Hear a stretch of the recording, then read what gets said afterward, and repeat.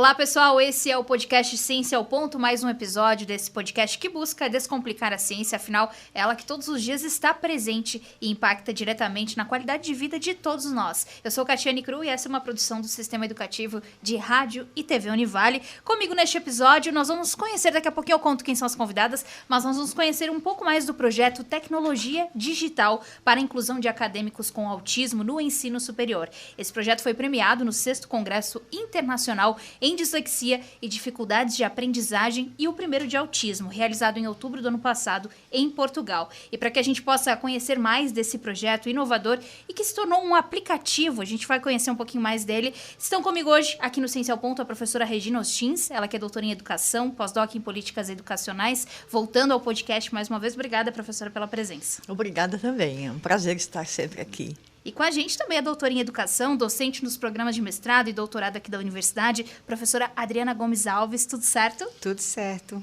Muito bom estar aqui novamente. Eu é que agradeço a presença de vocês mais uma vez. E eu já quero começar a nossa entrevista sabendo de cada uma de vocês de onde surgiu esse desejo de pesquisar a inclusão no ensino superior e focada principalmente com o autismo.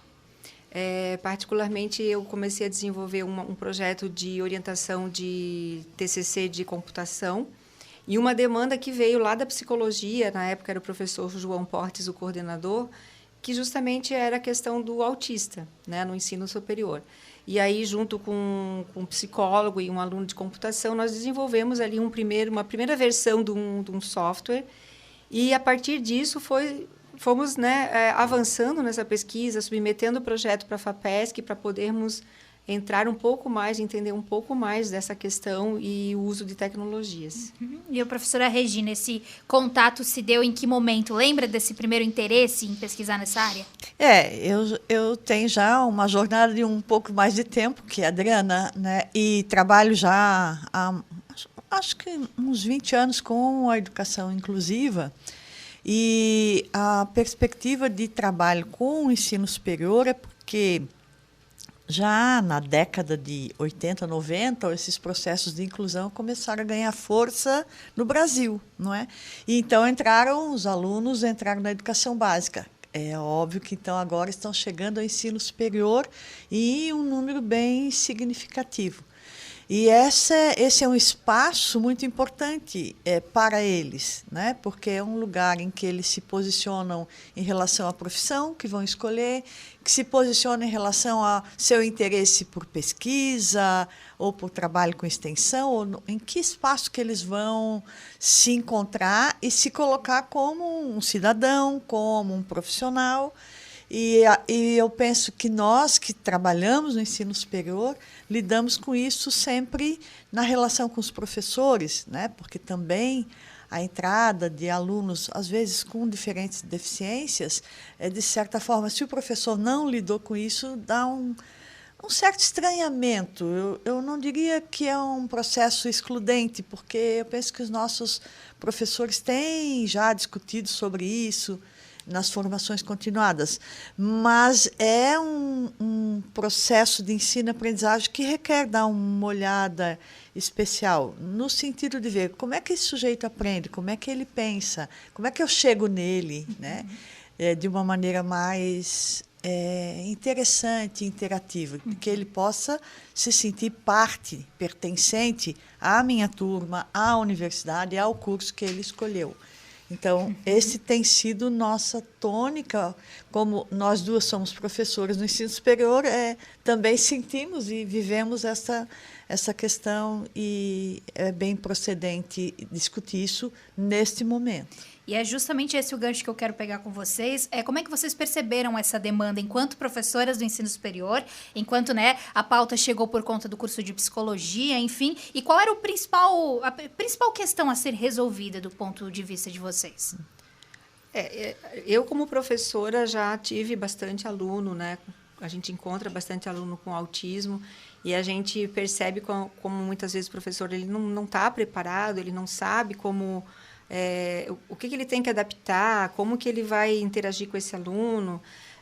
A gente sente bastante isso. O professor, né, a demanda lá da psicologia, o professor também trazendo para a gente essa questão. Então, ela vem por esse caminho, né? A dificuldade do aluno estar interagindo melhor dentro da universidade, como é que ele vai conversar com esse professor, conversar com seus colegas. Então, a gente sente uma demanda, mas é lógico que, além da nossa vivência, a gente também busca na literatura. Então, a gente vê na literatura o quanto que tem pouco estudo, né? A gente encontra muito estudo sobre autismo, mas não no nível superior. Tanto que a gente fez revisão de literatura e, praticamente, no Brasil tem pouquíssimo.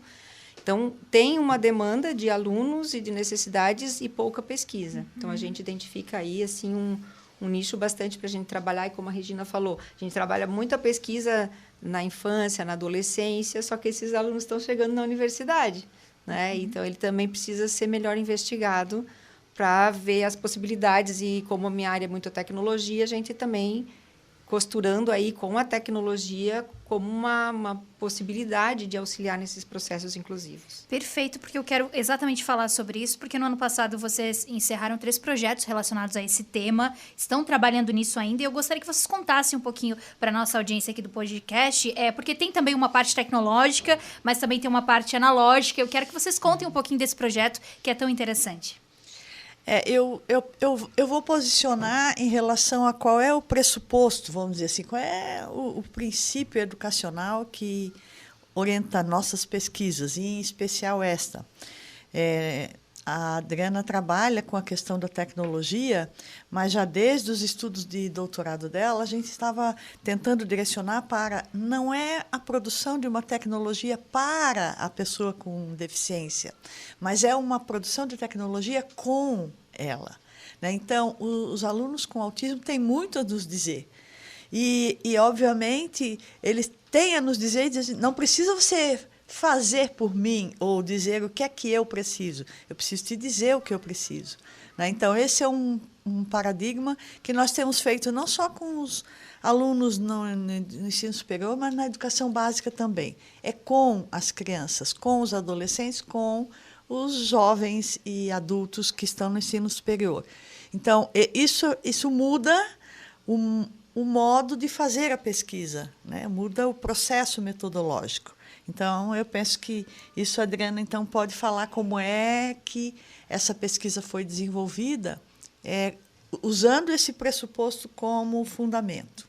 Extremamente participativo, né, professora? Bem participativo, né? Então, a gente gosta muito de fazer essas pesquisas participativas, pesquisa de campo, envolver as pessoas na produção, na construção de um produto, porque vai ser para elas, né? Então, nessa pesquisa particularmente, também acho que é importante a gente destacar que tivemos mais outras universidades envolvidas, que foi a Universidade Federal Rural do Rio de Janeiro, a UDESC, aqui de Santa Catarina, e a Universidade do Estado do Rio de Janeiro, Estadual do Rio de Janeiro.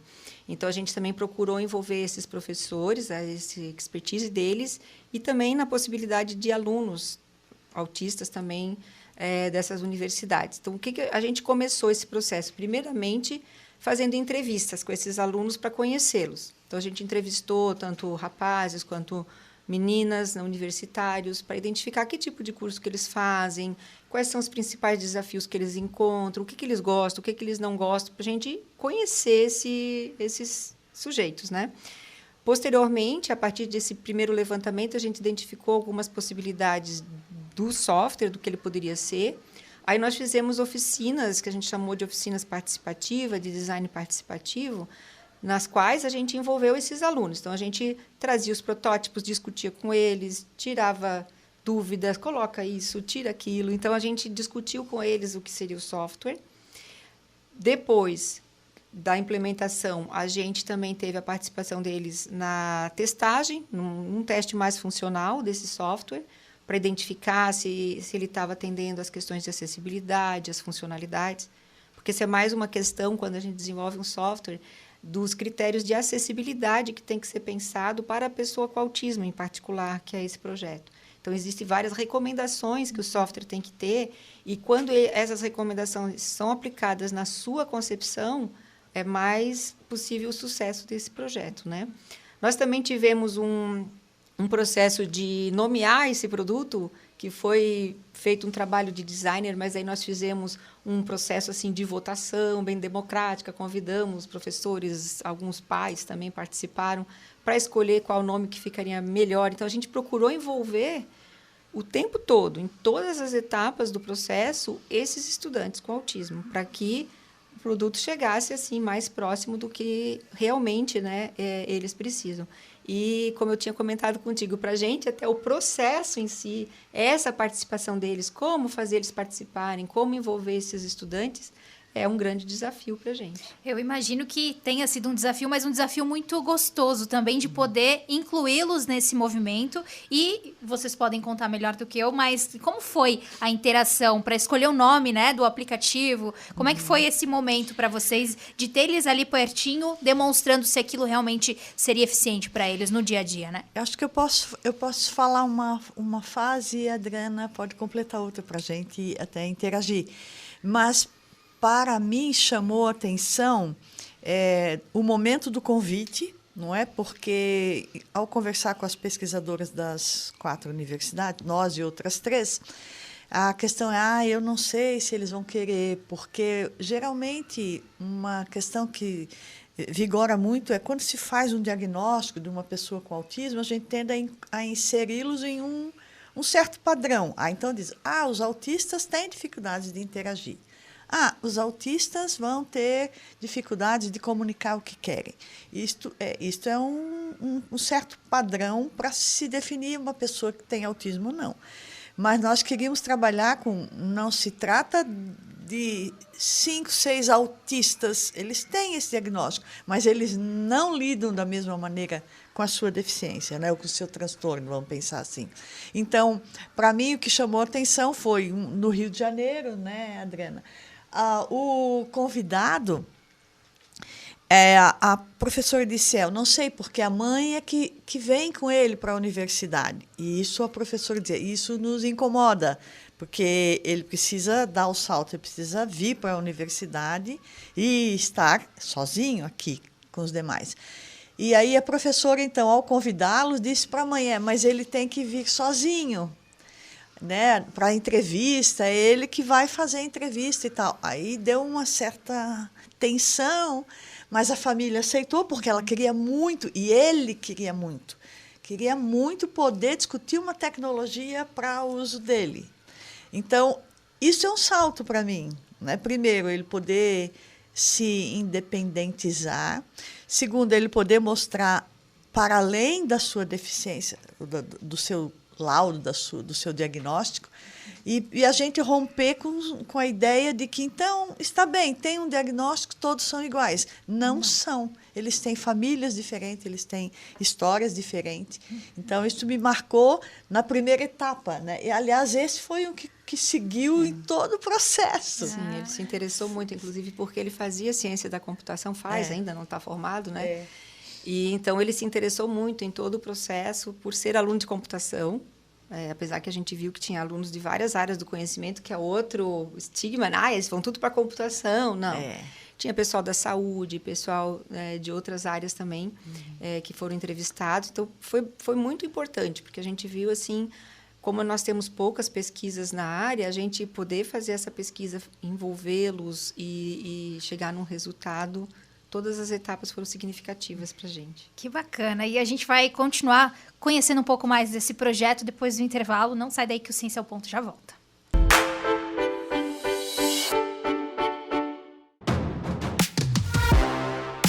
Uma jornada sem fim. Assim é o conhecimento, que segue em sua principal direção, a de transformar. Seja para avançar uma tecnologia, para desenvolver um potencial, para combater uma pandemia. Em um mundo repleto de desafios, o conhecimento é um caminho sem atalhos, mas feito de muitos encontros. Do questionamento com a ciência, da dedicação com a realização, da profissão com o propósito. Uma jornada que vai transformar sua vida, o seu futuro, o mundo ao seu redor. Mas o primeiro passo é com você. Seletivo de Verão Univale. Inscrições abertas. Univale. A gente forma, a gente transforma.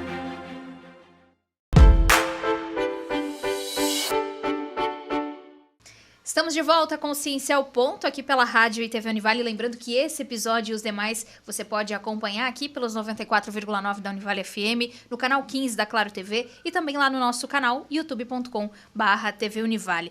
E falar um pouquinho a respeito da pauta que nós estamos trazendo hoje com a gente nesse episódio, a professora Regina Ostins, ela é doutora em Educação, pós-doc em Políticas Educacionais e a doutora em Educação também e docente nos programas de mestrado e doutorado da Univale, professora Adriana Gomes Alves. A gente estava falando a respeito, né, das entrevistas que vocês fizeram no decorrer desse trabalho, desse projeto, e é bacana ressaltar também que teve aí o apoio do NAU aqui da universidade, o Núcleo de Acessibilidade. Gostaria que vocês falassem um pouquinho também da importância desse setor aqui da Univale, que faz um trabalho tão bacana. A gente não pode esquecer de ninguém, né? Porque é um trabalho que é feito a muitas mãos. Além do pessoal do NAU, que esteve envolvido na época ali, os psicólogos, psicopedagogos que trabalham ali, fizeram parte da nossa equipe. As entrevistas com os estudantes foram feitas com eles, até, né, por serem especializados em trabalhar com esses estudantes. Algumas entrevistas presenciais, outras online, até porque nós tínhamos alunos, como a Regina comentou, do Rio de Janeiro, né, de outras universidades. Então, toda essa coleta de dados, depois a gente teve estudantes que nos ajudaram, bolsistas do UNEDU, que nos ajudaram na transcrição dessas entrevistas para a gente poder organizar. Depois, junto com o pessoal também da psicologia, o professor João Portes também trabalhou conosco, mais os psicólogos, psicopedagogos do NAU, para analisar essas entrevistas, para identificar ali as características dos estudantes. A aluna de engenharia de computação que fez o TCC dela, esse aplicativo, né, a Natália, que trabalhou com a gente também do começo ao fim. Quem implementou foi o egresso no nosso curso, tanto a parte de design quanto a parte de computação. Então, a gente também aproveitando nossa, né, quem até já saiu da universidade participando nessa pesquisa, alunos que a gente conhece, sabe a competência deles. Na parte do outro produto que a gente fez também, o professor Everton Alonso, que é do design de jogos, também participou conosco. Então, muita gente acaba se envolvendo nessa pesquisa e desculpa se eu esqueci de alguém, acho que não, mas é importante lembrar, né, de todo mundo, porque é um trabalho que é complexo. Com certeza. E eu gostaria que vocês contassem rapidamente sobre o projeto e a plataforma em si, né, o software que vocês comentaram, como que ele funciona e, do ponto de vista de vocês, enquanto pesquisadoras, a relevância dele para esse público específico que são, então, os jovens adultos que estão no ensino médio e têm o diagnóstico de TEA, que é o transtorno do espectro autista. Isso. Eu penso que também nós duas podemos falar. Essa proposta é quase que uma rede social acadêmica, né? Nós temos nominado dessa forma porque a ideia é que se criasse no contexto da universidade e também fora, mas cujo conteúdo, a discussão era sempre as questões acadêmicas que envolvem estes estudantes, e o outro pressuposto é que não é destinado somente para pessoas com TEA, né? Ele é destinado a professores, a estudantes que interagem com eles e que ele convida ou que eles convidam, enfim, como funciona uma rede social. Então, esta era a perspectiva de sondar, de conhecer deles quais são as maiores dificuldades e no que também eles consideram que tem potencial, porque não é só trabalhar em cima daquilo que tu não consegues, né? É trabalhar em cima daquilo que tu te vês e achas que podes fazer e pode criar situações em que ele tenha que atuar como protagonista nisso. Então, esta é a proposta, é uma rede social, é um aplicativo que ajuda o aluno nas questões acadêmicas. Isso, né? Então, assim, por exemplo, ele vai entrar ali, vai ter um espaço, por exemplo, de uma disciplina específica. Aí todos os colegas que se inscrevem naquele espaço, naquela sala, vamos dizer assim, participam daquela disciplina. Por quê? Eles precisam, às vezes eu não sei conversar com as pessoas mais, eu posso ali deixar uma dica, uma foto de um material, o professor pode explicar melhor, interagir. E aí, se ele não sabe chegar no professor, ele também pode conversar no privado, com um sistema de conversas.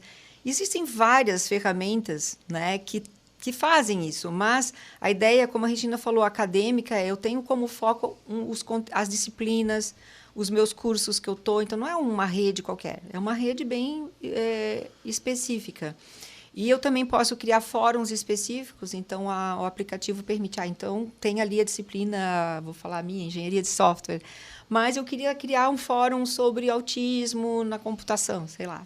Ele pode criar um fórum, chamar amigos para discutir aquele assunto dentro do âmbito acadêmico, dentro desse espaço universitário, que não vai ser, né, as conversas de TikTok ou as coisinhas que tu coloca lá no Instagram, mas sim algo voltado mesmo para a universidade e esse compartilhamento, porque uma das grandes, né, questões que nos foi colocada é justamente essa comunicação. Como falar com o meu grupo, falar com o professor. E, além disso, a gente fez um outro módulo, que seria o módulo mais que a gente chamou de pessoal. Então, ali ele pode ter a agenda dele, colocar, eu vou ter uma prova dia tal, tem uma entrega de trabalho. Ele pode favoritar algum post da área pública, né? E guardar na sua área privada. Eu quero guardar esse post aqui, porque tem um material aqui sobre a prova de amanhã. Então, a ideia... também pode botar ali algumas... coisas que ele gosta de usar para o dia a dia, como alguma estratégia que ele usa, por exemplo, se eu me desregular, eu posso deixar aqui pronto um link de um vídeo que eu gosto de assistir para ficar mais calmo, mais tranquilo, estratégia de ensino. Aí ele vai modulando ali o que ele quer colocar, certo? E a ideia é também que tenha ali a questão de acessibilidade, ou seja, poder mudar de cores, que deixa aquilo mais agradável, uma interface mais minimalista que não tenha muitos... Porque algumas coisas que foram comentadas com a gente, existem alguns sites que, às vezes, tem um botãozinho vermelho ali que a pessoa não consegue parar de olhar para aquele botãozinho vermelho e não presta mais atenção em nada. Questão do hiperfoco que alguns autistas relatam, né? Então, tentar fazer uma interface mais limpa, mais clean, para que seja realmente focado na questão acadêmica. Muito bacana, porque vocês conseguiram aliar a teoria à prática e inovar, que é importante destacar que o projeto de vocês tem o incentivo da FAPESC, né, que auxiliou vocês comentaram sobre isso, e como esse incentivo é importante para colocar em prática um projeto que é criado dentro da universidade, né? Com certeza. Sem o auxílio fica bem complicado, porque ver quantas pessoas envolvidas, quantas coisas requer computadores, requer celulares, requer... até para viajar para um congresso, como a gente foi, para divulgar o trabalho. Então, tudo isso, né, as pesquisadoras que estiveram aqui conosco também num evento que a gente organizou sobre o projeto, tudo isso foi com recursos da FAPESC que possibilitou esse desenvolvimento. Que legal. E eu acho que também favorece a própria dinâmica na Univale, não é? Que prestigia e favorece a que nós possamos, com projetos aprovados, desenvolver isso da maneira mais qualitativa possível, como o próprio envolvimento do NAU, não é? Eles têm uma tarefa enorme no campus da universidade. E esse envolvimento deles específico com a nossa pesquisa também foi importante porque, de alguma maneira, nós estamos pensando em instrumentos, ferramentas de apoio à inclusão desse estudante nesta universidade, né? E, sem contar, eu penso que também outra coisa que é essas pesquisas em rede, que essa equipe com quem nós trabalhamos, eu penso que nós já temos quase 10 anos de parceria, né, essas pesquisadoras dessas universidades. E, geralmente, nossos projetos de pesquisa a gente desenvolve articulados com elas. Isso amplia a possibilidade, amplia a discussão e para nós é um fator bem importante, principalmente que trabalhamos com a pós-graduação, né? Com certeza. E por falar em ampliar, né, o conhecimento compartilhado, gostaria que vocês contassem rapidamente como foi a experiência de levar esse trabalho para Portugal. A gente citou na abertura, né, esse congresso importantíssimo que vocês participaram. Pudemos ver aí alguns registros de vocês lá, apresentando aquele sentimento de orgulho, pensar, nossa, são nossos professores da universidade, levando cada vez mais assuntos relevantes e debatendo, né, com os pares, como vocês costumam dizer, como é que foi essa experiência. Nós fomos sem saber... Não sabia que tinha premiação lá. Que tinha premiação. Nós fomos, nos inscrevemos nesse evento porque ele tem repercussão, né, nesse campo na Europa.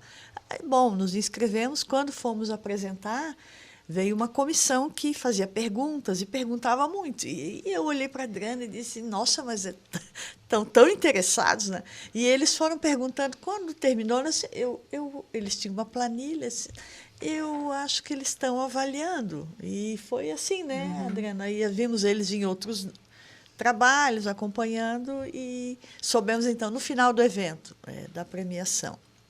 Foi bem importante, porque quando a gente divulga em nível internacional, né, isso dá mais repercussão para o trabalho. A gente tem oportunidade de também conversar com pesquisadores de outros países, muitos brasileiros também tinha lá, bastante palestrantes também, um congresso uma integração bem grande entre Brasil e Portugal. Naquela viagem, eu também aproveitei aí na Universidade do Minho, conversar com os pesquisadores lá. Foi outra oportunidade interessante para a gente também de ir fazendo essas parcerias, né? E eu gostaria também de frisar que a gente também apresentou aqui no Congresso Brasileiro de Autismo, que teve em seguida, né? Um foi em outubro, acho que 15 dias depois a gente já estava no outro. E aí a gente também fez, inclusive, uma mesa redonda, nós duas organizamos com pesquisadoras que vieram do Rio, falando sobre a inclusão. E apresentamos os resultados também dessa pesquisa nesse congresso, que também foi muito significativo. Foi um congresso com bastante participantes aqui do Brasil todo. Então, foi aqui na Univale. Foi na Univale e deu para a gente ter uma boa repercussão também. E é muito bacana falando desse congresso que foi aqui, né, na universidade, e com vários especialistas que estão falando sobre o autismo e debatendo em diversas áreas essas questões, que vocês comentaram no começo dessa entrevista sobre a questão da literatura, que tinham poucas coisas ainda. Então, a gente percebe esse movimento para cada vez mais aprimorar, né, essas pesquisas e essas questões de técnicos científicas mesmo para poder relatar, né, o que acontece em cada situação, porque de fato não tem um padrão, né, professores? Não. E uma coisa leva a outra, não é? Aí às vezes tem um estudante assistindo a palestra, ele, isso eu teria interesse em fazer pesquisa, então também nos procuram. Muitas vezes nós também, os estudantes que chegam até nós, nós trabalhamos nessa perspectiva, você aceita? Porque isso agora, então agora temos que colocar em uso, testar o uso, e outras possibilidades que esse projeto já vai rizomaticamente criando outras possibilidades, né? O que eu gostaria de destacar é que é um projeto assim interdisciplinar. Então, tu falasse, as professoras do mestrado, assim, mestrado, doutorado em educação, mestrado em psicologia. O laboratório onde a gente desenvolve é o laboratório de design universal, que é da Politécnica, né? Então, a gente tem aí curso de graduação tivemos bolsistas da pedagogia, bolsistas da engenharia, da ciência da computação, bolsistas de design de jogos, professor de design de jogos. Então, assim, uma equipe assim bem eclética, vamos dizer assim. Interdisciplinar para poder dar conta, porque nós não temos um profissional que vai dar conta disso sozinho. A gente precisa ter essas parcerias, né? Eu entendo um pouco mais da tecnologia, a Regina da inclusão, o professor João do autismo, ele é fera nessa área, o professor Everton na área dos design de jogos. Então, a gente tem essa equipe, inclusive os alunos. A gente teve um dos alunos que é autista, que participou no desenvolvimento também, como bolsista, né? Não só como participante da pesquisa. Então, a gente consegue ir agregando um monte de gente para dar conta, porque realmente não dá conta sozinho. Se eu fosse só com a computação fazer isso, eu não dava conta. Com certeza. E nem tampouco eu com a educação, né? Somente com a educação. O pressuposto que está envolvido é educacional, é pedagógico, mas todo o processo de desenvolvimento não dá para fazer sozinho. Com certeza, unindo forças. Professoras, o nosso tempo aqui passa muito rápido, mas eu gostaria que vocês deixassem aí os canais para que o pessoal possa acessar, de repente, o aplicativo, saber mais sobre a pesquisa de vocês. Quem tiver interesse, né, está entrando na universidade, pensando em entrar, de repente essa pode ser uma ferramenta para auxiliar, né, quem está nesse universo. Então, fiquem à vontade para deixar aí os contatos, quem quiser saber mais sobre o projeto de vocês. O aplicativo, ele está nas lojas da Apple e da Google. O nome dele é Beca, com 2C, né? E está disponível. A gente agora vai avançar nas pesquisas, na sua implantação, no seu uso, para ver os resultados. A gente tem o laboratório, tem um site que se chama o Lab Design, que também tem informações das pesquisas, né?